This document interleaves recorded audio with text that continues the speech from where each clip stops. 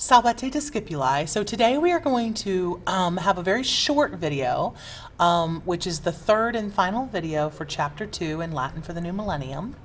And this video is going to cover the present active infinitive and subject-verb agreement. So let's talk about the present active infinitive. Now here's the thing about infinitives. Infinitives are just action. Okay, they are just action. They do not have person or number. They have tense, they have voice, and they have a form. Of course, the infinitive that you're going to be learning today is present tense, active voice, and the form is the infinitive, okay? And they are just the action. In Latin, the present active infinitive is the second principal part. So for amo, amare, amavi, amatum, the present active infinitive is amare. For video, videre, vidi, visum, it's videre, okay? In English, we translate the present active infinitive as to blank. So amare would be to love. It's just the action, to love, okay? Videre is to see. And that's pretty much all you need to know about the present active infinitive. The second thing that we need to cover in this video is something called subject-verb agreement. So let me explain. Third-person verbs can have a subject in the nominative, okay? First and second-person verbs are always going to translate according to their person and number. So first-person singular is always going to translate I, whatever, I love. Second person singular, you love. First person plural, we love. Second person plural, y'all love. Or you love, whatever. However, the third person singular and plural could take a subject in the nominative, okay? So instead of translating amat, he, she, or it, you could translate it with some subject in the nominative. So let's look at a couple examples of that. In the first sentence, agricolam amat, we would translate this, he loves the farmer or she loves the farmer or something like that. We actually really don't know because you can translate amat, he, she, or it. But in the second sentence, which is practically the same, except with the addition of a subject, right? Puella, which is nominative singular, is now the subject of this third person verb. The puella amat agricolam, the girl loves the farmer. This is true of plural verbs as well. So agricolas amant, they love the farmers. But if we add puellae as our nominative plural to be the subject of amant, it's now the girls love the farmers, okay? What's important to realize about this is that the number of the nominative has to match the number of the verb. So for example, here with puella, we have the nominative singular, and that's good because our verb is a third person singular. With puellae, we have a nominative plural, which is good because our verb is third person plural. Okay, so that's what subject-verb agreement means. It means that if you have a subject, it has to be singular if the verb is singular or plural if the verb is plural. All right, short, sweet, and to the point. I hope you guys have a lovely night, and I will see you in class. Valete. Salvete discipuli. Okay, so today we are doing the third chapter in Wheelock's Latin. This is second declension masculine. Second declension masculine nouns. So some important information you should know right off the bat. Second declension nouns can be masculine or neuter. We are only doing masculines today, but next chapter, as a matter of fact, are the second declension neuters. All second declension nouns, regardless of their gender, have a long I in the genitive singular, so that's how you can tell they're second declension. There are three options for the nominative singular ending. It can end in us, eus, or are. Okay, and we're going to look at one of each one.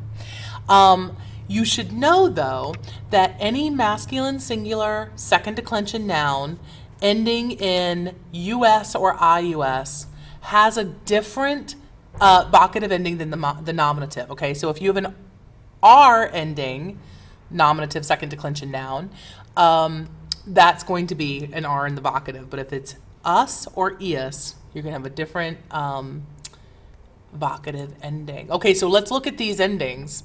Here, let's also try to get the full slide on here. Okay, so us, es, or are your options for the nominative singular. The rest of the declension is in the singular is e, o, o, and then variation in the vocative. Now, if you have a noun that ends in us in the nominative singular, in the second declension masculine, it's going to end in an e in the vocative. If the second declension masculine singular nominative noun ends in ius, its vocative is a single long I, okay? One long I. If it ends in an R, it ends in an R. There you go. And in the plural, it doesn't matter because the nominative and the vocative are going to be the same regardless, okay? So the plural endings are e, orum, is, os, is, e.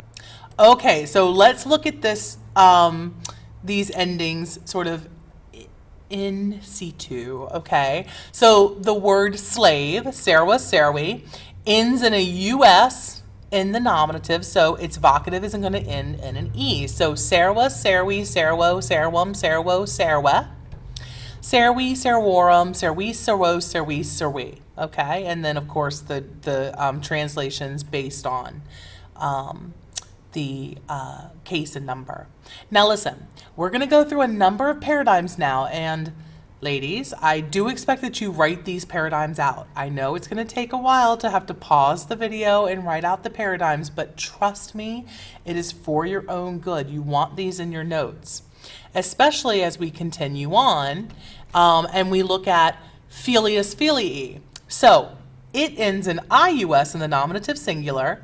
Its genitive, so its singular declension is filius, filii, filio, filium, filio, fili, single long I in the vocative singular because the nominative singular ends in ius. Now, this is very important because this is how you differentiate between the genitive singular or the nominative plural, filii, and the vocative singular, fili, okay? However, if you have a noun that ends in R, a second declension masculine noun that ends in R in the nominative singular, its vocative is going to be the same. So, puer, pueri, puero, puerum, puero, puer. There you go. Pueri, puerorum, pueris, pueros, pueris, pueri. Okay? Okay. Oh, and ager, sorry. Let me just point out one quick thing before we continue. Puer, pueri, the genitive was P-U-E-R-I, so when you took the I off to get the stem, it was still puer. But for ager, agri, the E drops out, right? So it's ager, agri, which means that for the rest of the singular, with the exception of the vocative, which is the same as the nominative, and the entirety of the plural, there is going to be no E in your noun base, and that's very important. So it's ager, agri, agro, agrum, agro, ager. But in the plural, agree, agrorum, agrees, agros, agrees, agree. Okay? All right. Let me just remind you of a couple things. Masculine adjectives follow the same pattern of endings as the second declension masculine noun. So regardless of the declension of a particular noun, if it is masculine and it's being described by a first, second declension masculine adjective, it's going to follow the second declension masculine noun endings, okay? The adjective base always comes from the nominative feminine form. And this is important because we have adjectives like liber, libera, liberum, or pulcher, pulchra, pulchrum. Now, if you just take the noun base from liber or pulcher, you'd leave that E in. But if we look at the feminine, liber is going to keep its E, so its adjective base is liber. But for pulcher, the E is going to fall out, and the adjective base is just pulcher, right? No E.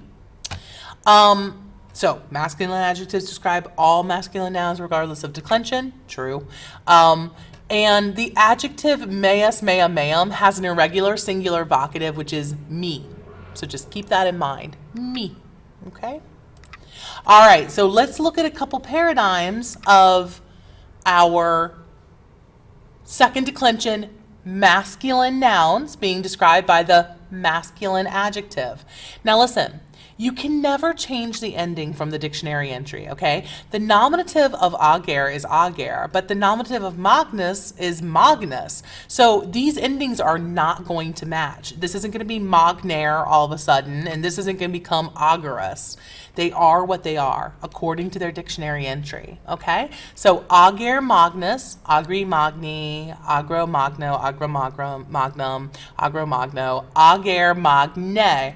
Now, notice that the masculine adjective follows the same rules as the second declension masculine noun. If it ends in a US in the nominative, it ends in an E in the vocative, okay? And then the plural is exactly what you would expect it to be. Filius, pulcher, again, you don't change these endings. If that's what the dictionary entry says that they are, that's what they are. So filius pulcher, the beautiful son. Filii pulchri, filio pulchro, filium pulchrum, filio pulchro, fili pulcher. Again, our adjective ends in ER, which means that the vocative is going to end in ER, okay? And again, the plural is exactly what you expect it to be. And again, I do expect you to be writing down these paradigms. Might be obnoxious, but it's helpful. Now, remember, a masculine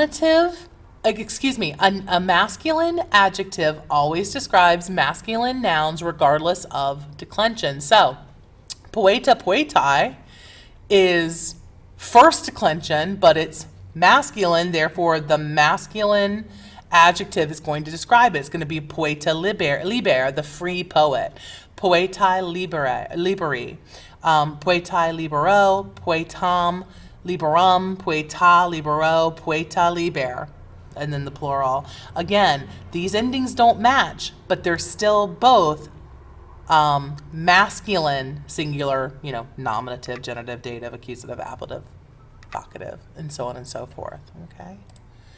And again, I just give you another example, this time with the adjective meus, again, because remember, meus has this irregular vocative. So puer meus, my boy, puer mei, puero meo, puero meum, puero meo. Sorry about that. They're always making announcements after school.